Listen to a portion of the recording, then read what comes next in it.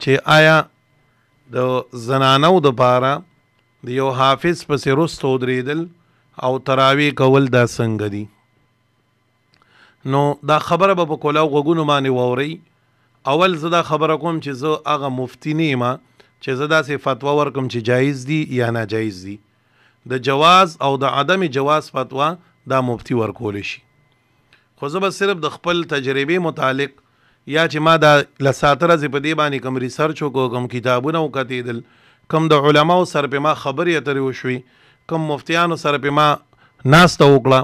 نو هغه حاصل به ته زه یو څو خبرو کې ووامه او باقي د جواز او د عدم جواز خبره دا مفتی کولی شي. تاسو وګورئ نو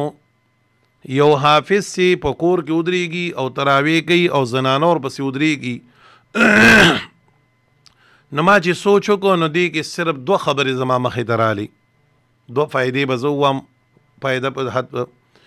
یو دا چې نن په هر محله کې الحمدلله حافظان ډیر شو. نو که سړی وایي چې جومات کې دې ودرېږي، نو په جومات کې ودرېدل یو حافظ به بنده ودرېږي، یو ختم به وشي،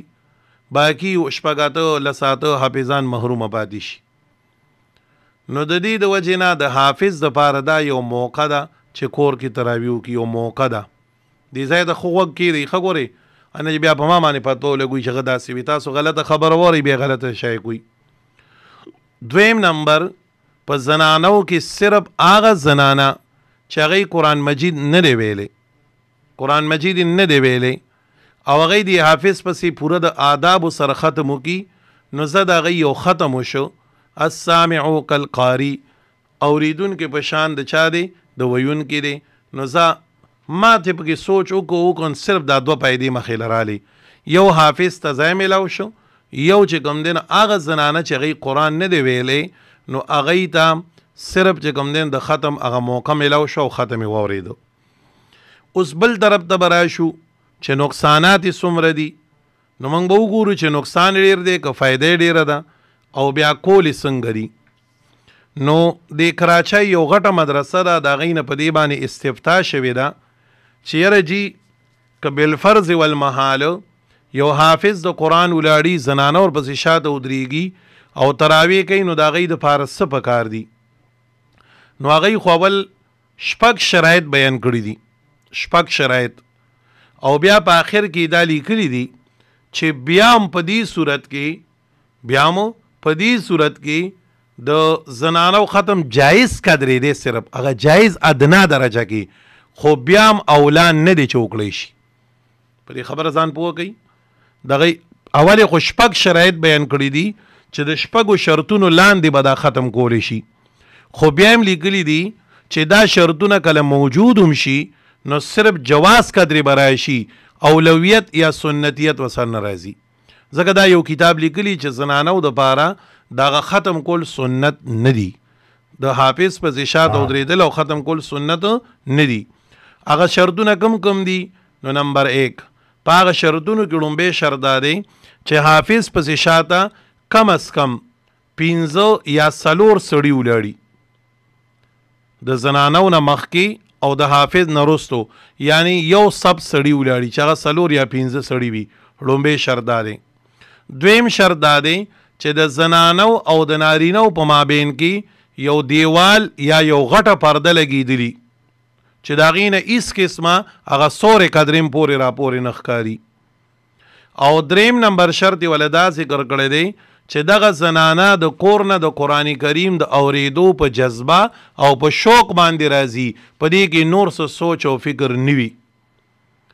او څلورم شرط دا ذکر کړی دی چې صرف جنکۍ به نه وي بلکې بوډایګانې مشرانې زنانه به سره خلط یو ځای ولاړي. او پنځم نمبر شرط یې ولې دا ذکر کړی دی چې دا کوم حافظ صاحب دی ته تراویح کوي نو دی به د ماسخوتن د 4 رکعاته فرض چې دي دا به په جومات کې کوي، نو هله به راځي نو بیا به دی ته تراویح کوي. او دا زنانه به د 4 رکعاته فرض چې کوم لومبي دي دا به ځان له کوي، دا به امامتی سره نشي کولی. او شپږم نمبر شرط یې ولې دا بیان کړی دی چې امام به پکې د دی نیت هم کوي، د دی د اقتدا نیت به هم کوي چې ما پسې شاته زنانه ولاړې دي او په دغه نیت سره. نو دی فرمایي چې د دې 5 شرطونو باوجود چې کوم دی जवाब इसलिए के लिए मज़कूरा तरीका से औरतों का तरावीह की जमात में शरीक होना अगरचे दीजिए तो गोरी अगरचे जायज़ और दुरुस्त है, मगर औरतों का महज जमात में शरीक होने की गरज से घर से निकलना अच्छा नहीं। गोरी सिर्फ दीद रहद पूरी जायज़ कदरी दे खो ब्याम द जनानों द पारा पदग गरज बांधी चिज़म प्लान कई दी कर तरावी बकुम वे द कोर न वतीदल ब्याम मकरू दी खबर बानी पोश हुई दा फतवा द कराची द गट मदरसी जामिया बिन नूरिया शाया कड़ी दा मंगो पस ढेर ज़्यादा तलबुना वकल गटो मदारिसुना चे भाई मंग ते इस्तिफ्ता मिलौशी हासिल जमा द खबर दार आगे चे भाई हाफिज द कुरान तरावी कई नो ददी शर्तुन लांदी जुमात की बखफल फ़र्ज जान अलता कई फ़र्ज बदई त न कई गटा पर्दा या दीवाल बलगी दिलई भले वो खबर आता हुक्म परोसा काल ना अगबल काल परोसा काल ना अगबल काल ज चाबोत लम्मा देवी चमंगल ख़त्म लराजी अतल्ला सम रोजा व मा दौरे ख़त्म खलास शेव उजगारम तरावी खपलम कड़ो मैज़ बदरशम बयान लेबोत लम चिलाड़ मनो देरा के ख़त्म को माले बयान दगो को बस ख़त्म खलास शेव बयान तकी नस्तम नहीं भी चीज़ जनानम डेरे पता मदीना गई तब बयान के सो वेलेशी नमोती जनानम रागली दी वियाओ जनाना रागली जी नोर शपे मंग सर उलाड़े ख़त्म मेरा सरों को नमोती तासु नोर शपे ख़त्म को न कम से उलाड़ वही वीरा च कम जाए कियू न ज़बरदा सिवाल माँ तासु लग गोरी लकागा कोर चो कना नगद देरे न शिमाल तरफ दो कबला पर नूर खातना शिमाल तरफ दी तरफ दो او هغه دیره چې ون جنوب غاړې ته وه او هغې د دیرې په میس کې ولاړو پکې د ډنډې لګولې او د میس کې ولاړو په مابین کې ښه ښکلې داسې یو 15 فوټه فاصله وه بیا دیوال او د هغې نه هغه طرف ته په کور په میس کې زنانه ولاړې وې حیران شو ما ته تاسو ته دا ویلي چې داسې ختم وکړئ یو خو ستاسو په مابین کې څومره ډېره فاصله راغلې ده د نارینه او د زنانو په مابین کې دی غاړې ته حجره کې بل ځای خالی دی خو تاسو کور کې ما خو هغې د کور میس کې ولاړې دي څومره فاصله راغلې ده ګورې دا ما چې کوم شرطونه وي په دې کې به دامي امام به ولاړي ورپسې به نارینه ولاړي پرده به لري جوخ به پسې زنانه صفي او زنانه صف پر امام د نارینه د صف شاته به که چرې زنانه په داسې سایډ کې ودرې دي چې د نارینهو نه یا چې کوم دي نو شمال طرف ته دي یا جنوب ته په سایډ باندې د سړو منځ هم لاړو ختم شو د ښځو هم لاړو محاذات ورته وایي محاذات دا خو ټول کتابونه لیکلي چې د سړی په محاذات کې غیر محرمه زنانه مستودري د منځ ختم شو د دې سړی منځ لاړ ختم شو ان سړی منځ خو ختم شون چې سړی اقتدا ختم شو نو ته شو خو د سړی امام به اقتدا نه کیږي خبره پوه شوي نو زما محترمو چې اره غاړي وته ګورو کنه نو بلا ګران شرایط دي او په هغه آدابو سره سو کولی شي نه چې څنګه پکار دی نو زما رای دا ده ښه فتوا نشم ورکولی زه مفتي نه یم رای مې دا ده چې لکه بس د زنانو دپاره وي غوره دا ده چې په خپل کور کې وکړي تاسو ګورئ کتابونو در دې پورې لیکلي دي که نه وی زنانه که د طواف وخت یا د عمرې وخت خو ځکه امام پسې مونځ راغی نو حرم شریف کې وکړي ګین د زنانه دپاره د حرم په ځای باندې وي په هوټل کې مونځ غوره دی هلته په خپل هوټل کې دوره پورې د زنانو د پردې خبر راغلی ده نو چې د حرم شریف چې یو جمع د هغې په 1 لاک بدلیږي د مسجد نبوي یو مونځ په 50,000 بدلیږي په هغې کې د زنانو دپاره ادب دا دی چې فرض مونځ ورته وي هوټل کې وکړه نو دا خو یو سنت عمل دی نو ولې زنانه ځان له چې کوم دین داسې کوي خو لکه زه دا خبره ځکه کوم چې نن سبا خو دې دومره رواج اغوستی دی چې بلکل لکه د جومات په شان زنانه دې لارو کې بهیږي اتیا او څلور نیمې شلي او سل او شپږ شلي په یو کور کې جمع کیږي او بیا د هغې غ شور او زوږ الله دې معافي وکړي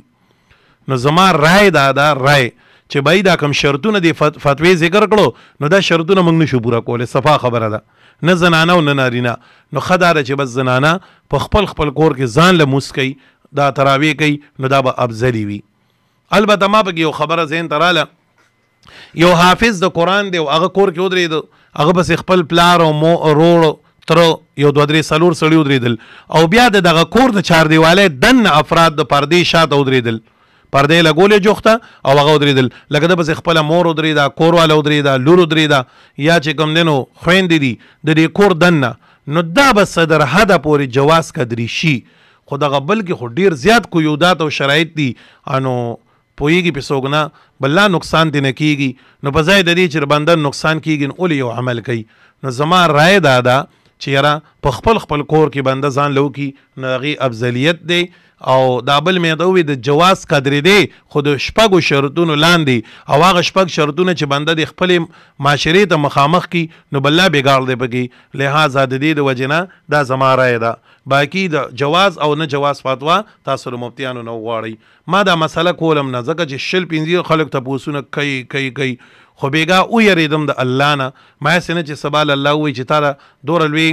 اف ام د مخې ته پروت و دوره خلکو د ستا اواز رسېده تا ولې مسله پټوله نو صرف د الله د یرې د وجې مې دا خبره بیان کړه ګینې زه هغه خبره چې د هغې نه په معاشره کې اختلاف پیدا کېږي زه نه کوم ما ته پته راکنه اوس دې کې به دوه قسمه خلک یو به داسې چې به تراو کولو والی وایي د ځان له کار کتلی دا دی داسې وایي څوک به داسې چې به نه کولو والی وایي چې او دی سم ووي نو داسې وایي د دې د وجې نه ما فتوا ونه ویله ما رایه وویله او رایه هر څوک ورکولی شي تا خیالي تبلیغیان چې مشوره کې ناستي نو د څلورو میاشتو د کال هغه هم مشوره هغه داخلي رایې تیلي او په لومبی ورځ هغه نه هم رایلي نو زما دا ناقصه رایه در دې حده پورې ده باقي ستاسو اوس خپله فیصله ده او شرطونه مې ته بیان کړه ښه چې فتاو دا لیکلي دي